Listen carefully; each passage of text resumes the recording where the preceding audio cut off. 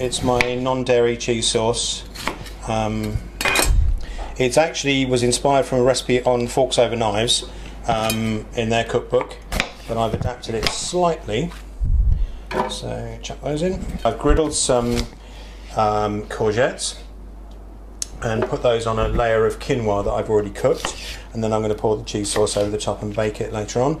And I've also got some cauliflower that I happen to cook, and I'm going to do a cauliflower cheese as well.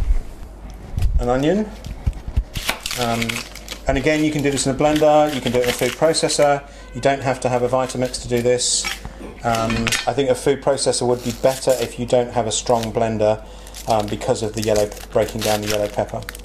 So I think, one medium to large onion. I mean, this is, going to make quite a lot of this. This is probably going to make enough for sort of 6 portions. But I mean, if you're going to make a cheese sauce, you want to make it fairly generous anyway, don't you? So I've got about half a cup of cashew nuts. So they're going in. Now, you can use garlic, or you can use, this is just garlic flakes. So I'm just going to use about 3/4 teaspoon, that's roughly that. You can use onion powder, but I'm using a whole onion, so I'm not going to put the onion flakes in. This is tahini. What I like about this is it gives the richness, and it also gives that slightly savoury taste that you get with a dairy cheese sauce. I'm doubling this recipe, so I'm going to put 4 very generous spoons of the Dijon in there. So this is nutritional yeast. You can buy this in any health food shop. You can buy it on Ocado, Tesco sell it. It is deactivated yeast.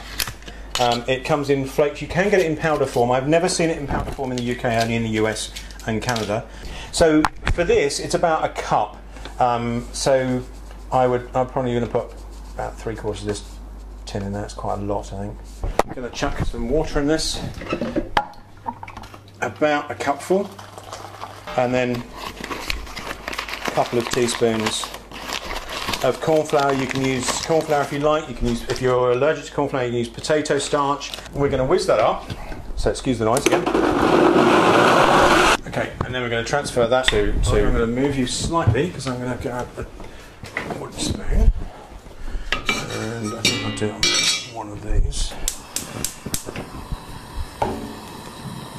So it's fairly thick already. Lucky it fits the saucepan. I really haven't worked that out. So that took about 5 minutes, and if anybody wants to stir it, you get a sense of, you can see it's now it's really thickened up quite nicely, and the corn flour has cooked out, and we're sort of good to go. So what I was going to do was I was going to pour this over some cauliflower, and I'm going to pour it over my courgettes and quinoa that I've put there. Yeah. That'll do me for cheese sauce any day, yeah?